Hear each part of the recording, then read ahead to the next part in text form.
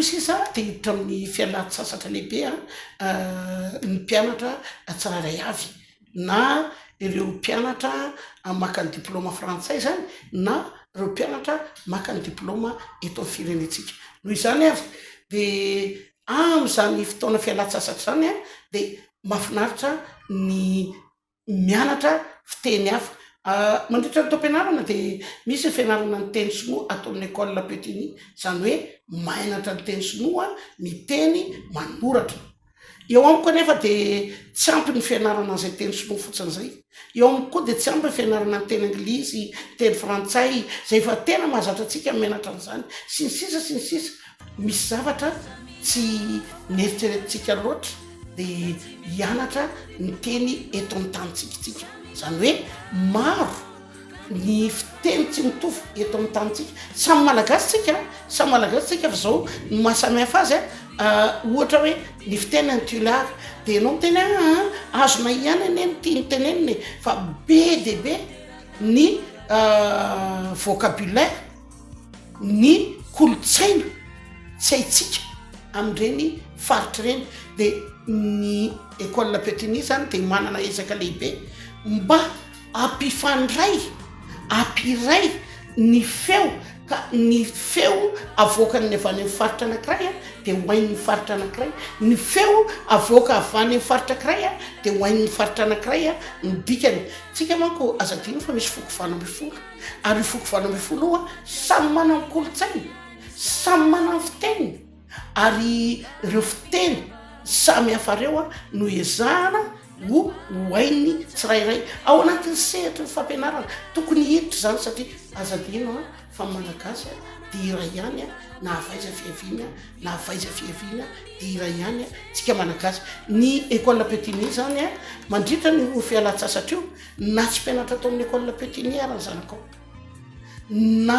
olona avy any velany ary ianao na olon-dehibe na olona kely na sokajin'olona maro tsy mitovy de ampianatra zahay so de ny olona manko mieritreritra ny teny vahiny foana ny voizinareo ao fa izay kosa angamba zao ny satatra hoe ampiray atsika malagasy ny fiteny ka raha ohatra anao miteny an'izao aty de ain'le olona iny hoe zao ny tia ny teneniny ohatra zany hoe miteny tuliary ianao de misy olona va tia Tananarivo de tsy mahen'le fiteny tuliary de rehefa mianatra ato de an'izay teny tuliary zay ohatra zay zany faritra foko valo amby folo ifampiserasera ny olona ifampiteny ny olona azadino zay afa rehefa mahay miserasera ny olona mahay mifampiresaka ny olona mahay ny kolotsaina tsiraray avy ny olona de moramora amin'ny olona no ifandray ary raha sanatria misy ary ny olona de moramora ny olona ny famahaolana zany rehetraretra zany de tokony ampianarana ny ankizy zany rehetraretra zany de tokony ho fantatry ny ankizy ka na tsy tao anatin'ny fandaharam-pianarana avoaky ny fanjakana zany de hoezahana ho ampianarana amin'ny ankapobeny koa de tsy mianina eo amin'ny kolotsaina fotsiny hoe toy izao ny kolotsaina ny anina na toy izao ny kolotsaina ny anina fa zarina koa ny ankizy diny kely hikajy ny tontolo iainana de hitandrina azy tsy narinary mifako hitandrina azy firifiry no olona ao anaty automobile tsara tare de maka ny fako avinananan'izy menakavokely ao de ariny ny velany zarina ny ankizy tsy anao an'izay ary zarina koa ny ankizy hikajy ny tontolo iainana fantatry ny ankizy rehefa fantatry ankizy hoe inona mivokatry ny tsy fisian'ny ala ny école petini de mandeha mamboly azo foana izy ary zay fambolena azo zay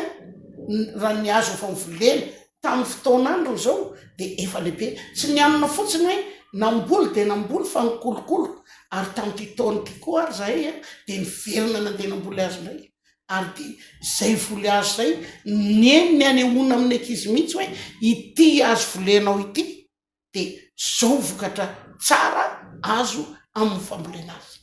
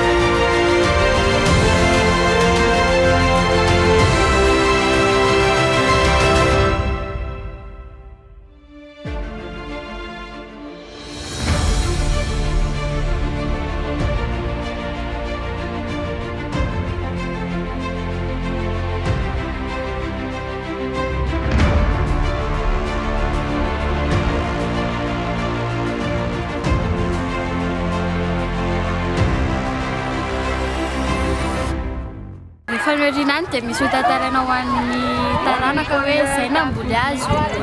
dia ireny azo nambolenay mahafinaritra koa manao sortie ohatra zao mba miala voly kely manambony taranantsika ho mainty fa tsy mena intsony dia mba tsy handoro tany intsony satria mamboly ve dia aveo dorana le izy dia ohatra hoe tsisy dikany fa aleo mamboly foana.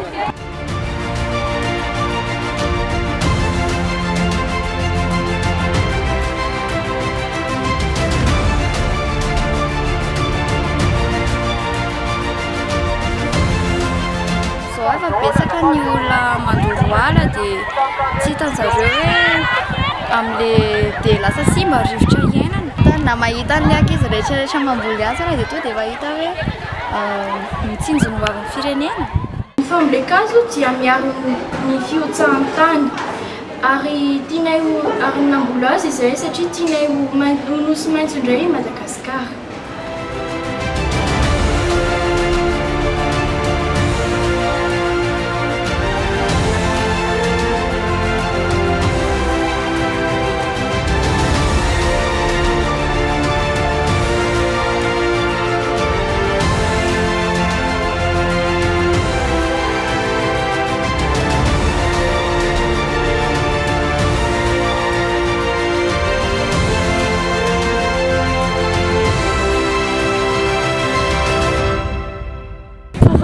Les bienfaits de planter les arbres, c'est d'avoir de l'air pur, aussi pour changer le climat parce que des fois le climat a l'air un peu sec, donc c'est pour changer le climat, pour attirer les animaux aussi partout dans le monde. Ce qui nous a attirés pour planter des arbres aujourd'hui, c'était pour éviter le changement climatique, premièrement à Madagascar, qui est en train de se propager rapidement, même dans le monde. Donc, vu qu'on est plusieurs dans l'école, ça nous donne l'opportunité de pouvoir planter plus d'arbres. Et aujourd'hui, personnellement, j'ai planté un acacia que j'aimerais bien voir quand ce sera un peu plus grand, je pense. Le reboisement nous a permis de faire de nouvelles connaissances. Elle nous a aussi permis d'apprendre beaucoup de choses et surtout planter les arbres et d'en savoir un peu plus sur les arbres. Le reboisement, c'était quelque chose de très sympathique, mais on espère surtout que la forêt pourra aider à lutter contre la pollution et à donner de nouveaux habitats aux animaux.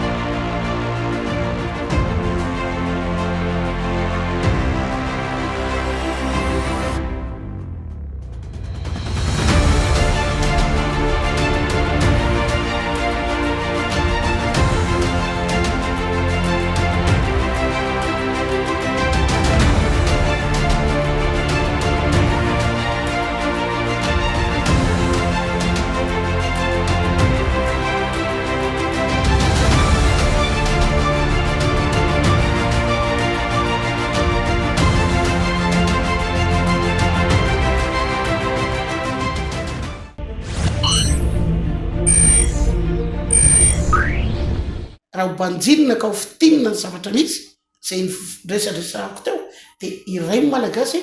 tokony ifandray fiteny tezaina ny ankizy alatsa ny tontolo iainana, tezaina ny ankizy ifeno kolotsaina ny tsiraray avy ary ny farany dia ezahana ny amelapelatra amin'ny ankizy inona ny tombotsoa raha mamboly ny azo izy dia inona ny tombotsoa azo ho an'ny tsiraray, inona ny tombotsoa azo ho an'ny firenena.